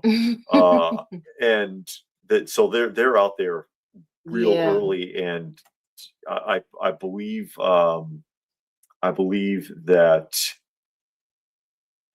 Martin, from Retro Toy Swap, the guy who sets it up, has worked towards curbing that, having people just hang out there waiting on the vendors and going in their totes before they're even opening up, and so they can take it to their shop or something. And it's too much. I know Charlie's Collectibles don't allow that, and he has a system. Oh yeah, he's tight on that. Yeah, he's very tight, and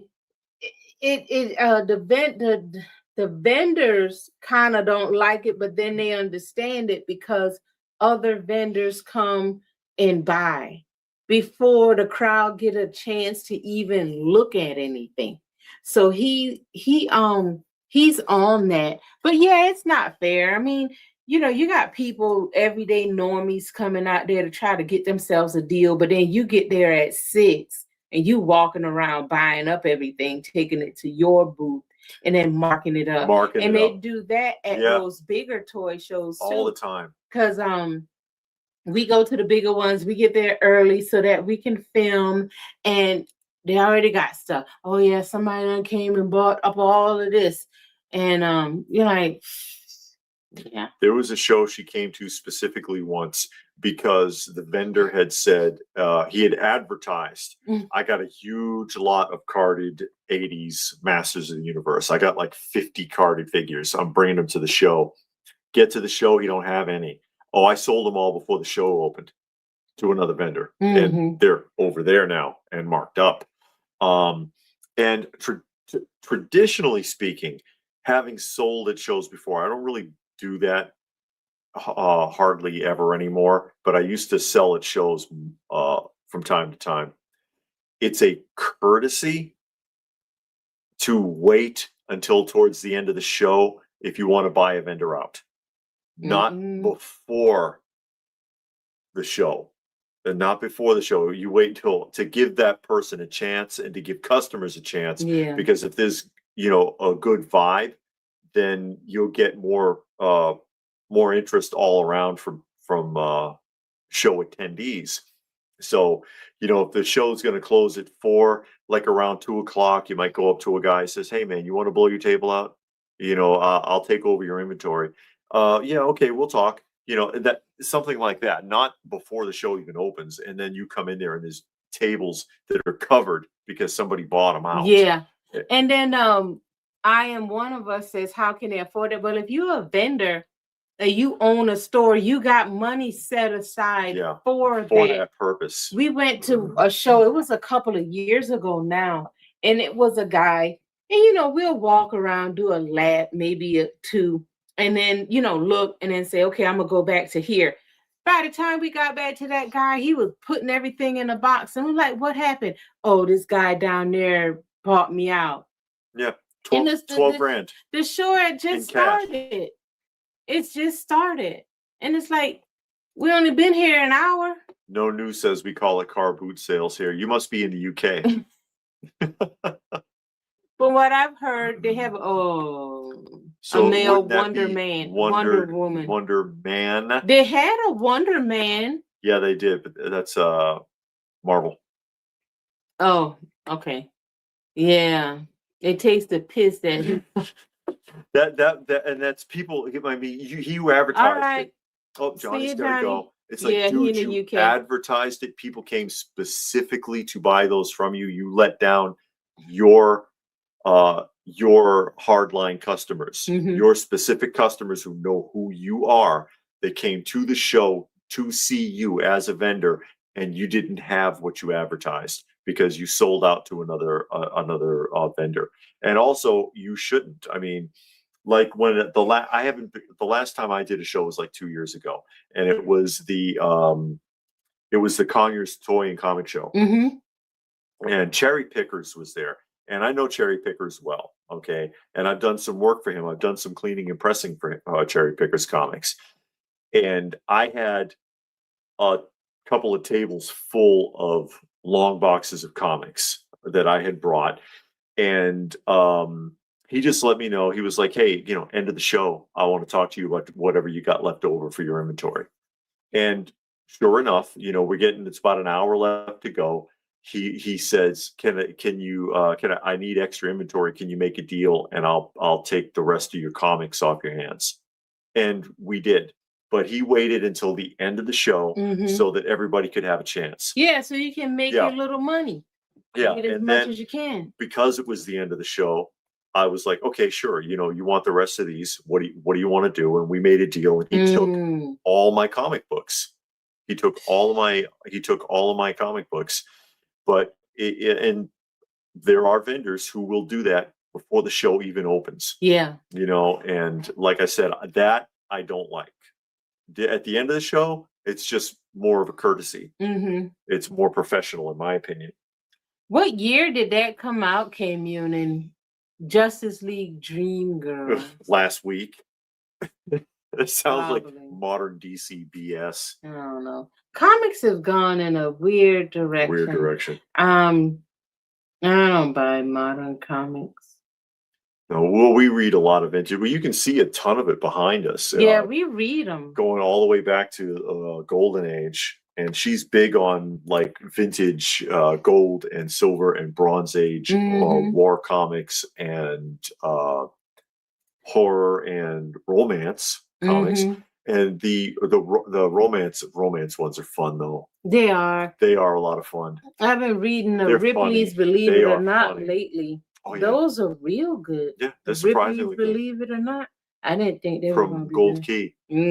I didn't think they were going to be good at all. Hey, there goes Stone Sour. There's Stone Sour. Made a donation for the kiddies earlier because we had mentioned that Stone Sour gifted us a set of tickets to the Masters of the Universe film that we are going to next Saturday. Yay! And we appreciate that very much. Date night. Stone Sour, yeah, date night. Hey, we're every night for us is date night because we just get along really well. And thank you for the donation, Stone Sour, for our cat shelter. Okay, looked it up. The Justice League member Dreamer falling into an Elseworld, what if world, and not main universe like the 80s Nightcrawler mini did. Whatever. It's just none of it seems even remotely interesting anymore. And Ooby Doob says, late buddy Tom's biggest claim to fame, having a letter published in Wonder Man #9. Interesting. But people used to do that, letters to the editor and stuff. And they would post them. Yeah. Post the letters to the editor, and sometimes they would respond to them, or they would show, Archie Comics would show pictures if you drew a picture. Oh, wow. Oh. Stone Sour just saw it themselves. Have a good time. Yeah, okay, yeah. We're going next week. If we're together, we'll have a good time. We're always. I don't know if we're going to get a bucket. Though. I don't think we're getting a bucket. At least I'm not buying a bucket. I'll dig through the trash and see if somebody threw one away. Nobody throw away that expensive bucket. Maybe somebody might leave it. They might leave one, and then you set things down and then you forget. Then you might pick it up. It will end up under my arm, and I will walk out with it like it was mine. Or you sit it on the. They sit it on the floor by you, and then you. Scoot it up underneath your seat. That's too much.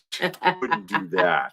Oh, you wouldn't? I wouldn't do that. Oh, because that's stealing. If somebody left it behind, okay, you gotta leave it. Then it's finders keepers. Finders keepers, losers weepers. Yeah, it falls under the finders keepers clause. It's in the Bible. What Bible you read? No, it's not. But yeah, that falls under finders keepers if somebody forgot it. Or someone left it on the roof of their car and they drove off and it fell in the parking lot. Ground? Yeah. You're not going to wave. You're not going to be like, hey, you drop your bucket. Yeah, that's what you do. Hey, you drop. Oh, they didn't hear me. Yeah. Well, I guess I'll take this home. Maybe I'll catch up to them. Yeah, catch up to them. But if I was going to get any of them, it would probably be the Battle Cat, which probably holds at best like a handful of popcorn. It's like a half a cup. Yeah. But still, how much is that? $40-$50? I don't want to pay for. I don't want to pay for that. I don't want to pay for that. If I'm going to spend money on anything, like spend money, it's got to be vintage. It's got to be vintage. I love the history of it. I love the nostalgia of it. I love the memories of it. You know, so that stuff, it means a lot to me. It means a lot to me. And that's what I would prefer. And so there you go. There you go. But yeah, the bucket thing's kind of getting out of hand. I mean, AMC has like what, 30, 40 things they're selling. And they've got their website, the AMC shop online. And he showed that sword is like $600. Yeah, like they've got high-end collectibles, prop replicas, and T-shirts, and all kinds of crap on there. And I'm like, oh, that's just, you're going too far, man. Give me a break. But the whole bucket thing. Okay, Blue Flash has to go. Oh, he's having trouble with the stream. Oh, it's too choppy. I hope no one else is. Oh. I hope nobody else is having too much trouble with the stream. That's unfortunate. And you know what's funny too is somebody was telling me they were watching one of the streams and they said it was choppy when they were watching it, but then when they went to rewatch it after the stream went off, it was fine. It was fine. And I'm like, come on, YouTube, give us a freaking break, huh? I mean, seriously. Well, maybe it's too many people on the service at once. You remember that used to be the thing with the phone. If too many people were using it at once, then it would lag and get slow and all kinds of stuff. When the early days of internet, that was the thing. AMC is selling cups also that change from the movie version to the cup. Oh, is it lenticular? Is it a lenticular cup? That's interesting. Yeah, Immunity agrees. The only thing worth spending money on. Oh boy, I knew he was gonna throw that in there. You gotta throw that anime in there. You can't help yourself. That's all right. I mean, if that's your thing, that's your thing. Hey, yeah, everybody got their thing, and that's all right. I can't fault you for something that makes you happy. As long as it's not hurting anybody, and it makes you happy, then whoop-de-doo. If your family can deal with it, your wife and kids and whoever else you live with that got to see you every day, if they can deal with it, hey, it's fine. Oh, but they can't. And JSS Brooklyn. Drive by to say hello, have a great show, and they'll catch the rewind. Okay. Well, thanks for popping in. Yes. Saying hello to everybody. But yeah, that's the thing is a lot of people they can't. And I hear that a lot from people. I hear it all the time, or I see people having to sell their I had to sell my comic collection because my wife didn't like it. Or I had to stop collecting action figures because my wife didn't like it, or, you know, things like this. I had to stop doing this because my kids gave me a hard time about it. They said I was wasting my money. And it's like, man, if they can't appreciate your hobby, if it's not hurting anything, if you're not sitting there debating, hey, we can't pay the light bill this month because you bought too many G.I. Joe classifieds. That's a problem. But if everything is copacetic, you buy all the G.I. Joe classifieds you want. And it's a shame when you have family members of any kind, whether it's other siblings who just don't get your hobby, a spouse who doesn't get your hobby, or whatever, and they've got to tear you down and try to tell you what you should or shouldn't be doing with your money that you earned yourself. Your money that you earned yourself. They're not spending it. Nope. It's not their money. You're not taking it from them. Nope.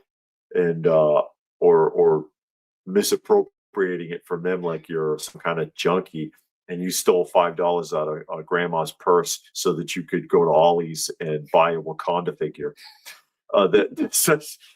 That's not what happened. No, it's not cool that people try to spend your money. They don't live in your house. They don't pay one bill, but they feel like they got the right to tell you what you can have and can't have.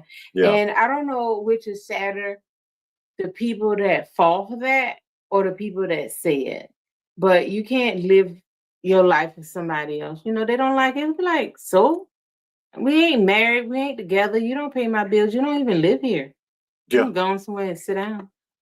Note on He-Man movie, there are 3 post-movie scenes. Okay. Oh, after the so film. we need to see that. And Munin says, from what they saw in the video today, the live stream I did this morning, you could just wait and get Joe Classifieds at less than half. Yeah, the G.I. Joe Classifieds, Marvel Legends, Hey, Paul, Black how are Series.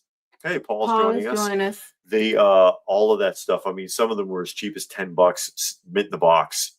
So yeah, you are correct.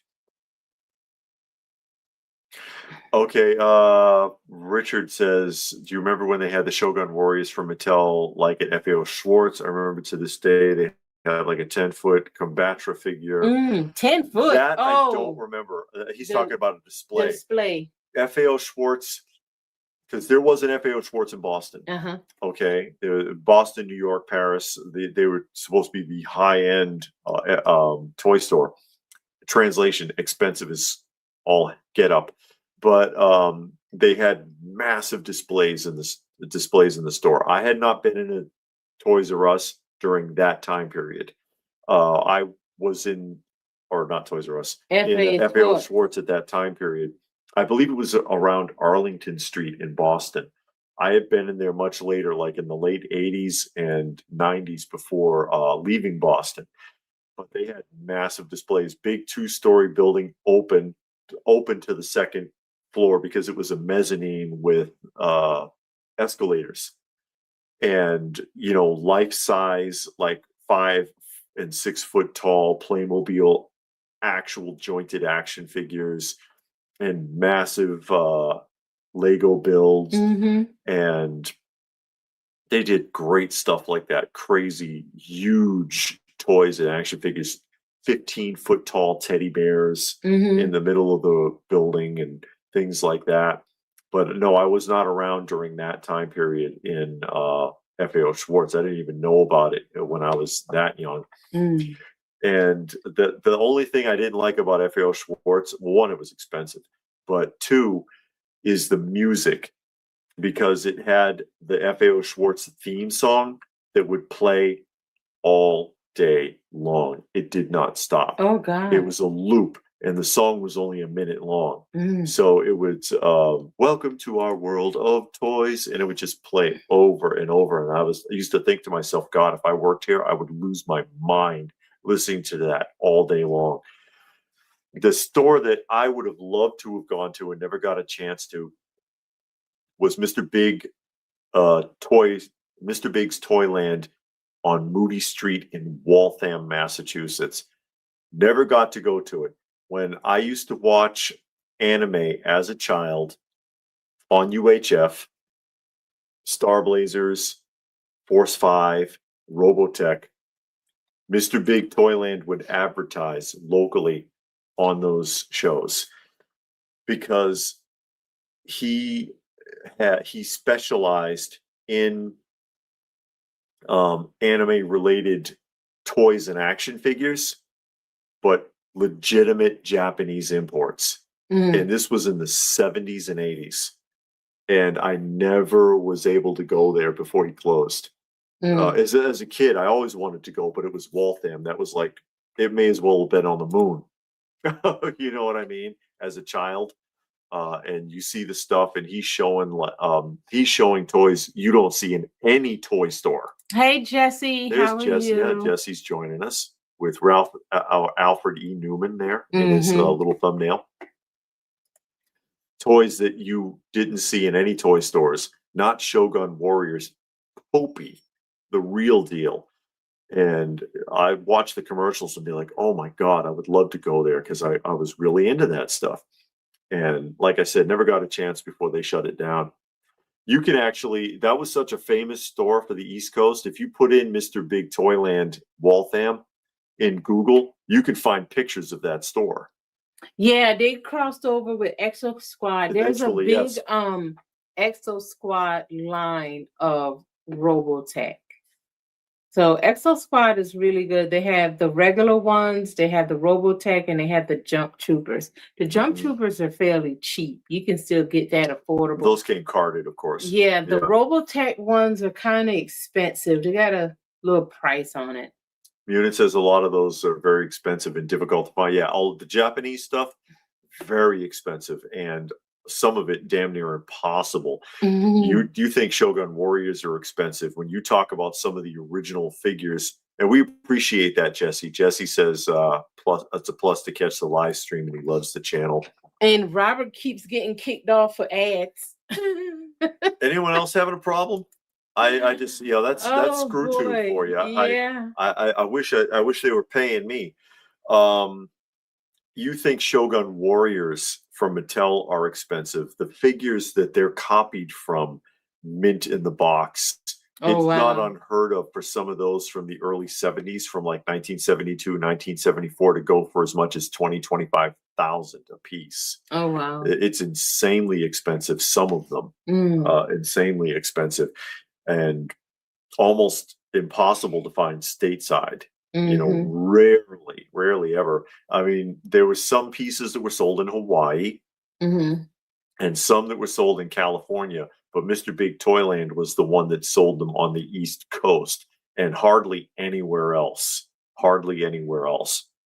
And they were better because, you know, Shogun Warriors is really a scaled down version of the original Popey Jumbo Machinders, because Mattel took everything off. They said, no, that's too expensive, that's too expensive, that's too expensive.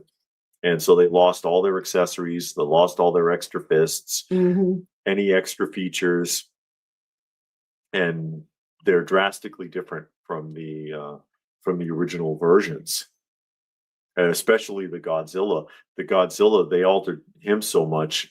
You put him next to the one that he's modeled after, and you can't even tell they're the same toy. It's so. The head, for example, on the Popey one, looks like Godzilla's head. It's not the big chunky one that they put on the Mattel version. And they got rid of the talking feature. It was a pull string talker. It had huge fins, so like 2-3 inches long on his back. The big spikes. Mattel was like, oh, that shit's too expensive. Take it all off. And you got Shogun Godzilla. What's that? Saturday Morning said, a shame that Volte's v English dub didn't last long in America. It did get some VHS releases at least. Yeah, not too much got over here. And F6 Scott said had that exact same thing with a toy store in Gardenia, California. Yeah, with the actual Japanese imports. Yeah, because I know there was a couple of places in California, and I know there was a couple of places in Hawaii. Like there was the guy that has all of the like Bullmark stuff, and you've seen him at a couple of shows. He has a lot of the Sofubi, the true 70s Japanese Sofubi stuff. He comes to like Joe Lanta and Toy Lanta sometimes. Says that they know Bull Whip or whatever you just said. Bullmark. Bullmark. He told me that he got them from a guy who collected them in Hawaii in the 70s because of their affiliation with Japan. But yeah, Mr. Big Toyland was the one in a couple of years ago in the Philippines. They had the Vultures 5 Alive action Saturday morning. Okay. Yeah, I'm not too familiar with that one. I'm not too familiar with that one. But that was, that was my experience. And then, of course, there was always the KB toy stores. There was really just one accessible Toys R Us in Boston that I knew of in the Boston area. And then FAO Schwartz. But FAO Schwartz was more of a specialized toy store, although they did start carrying action figures and things, but they were expensive there. Yeah. They were almost like 30-40% more expensive retail than buying them anywhere else. But, hey, we're getting close to the 2-hour mark. So we'll go ahead and sign off. Again, I wanted special thanks to Richard and to Stone Sour, made donations to the channel to help us out with our cat shelter. I did do, of course, a live earlier today from the Retro Toy Swap, which is up on the channel if you did not see it. If you wanted to check that out. There will be a haul video from the retro toy swap that we'll put up tomorrow. And then another haul video is coming up maybe Monday for the estate sale. We had good luck at an estate sale here this afternoon. And so, hey, thanks everybody for joining us this evening. Hope you had a good time. Yes. And we will try to do this again sometime soon.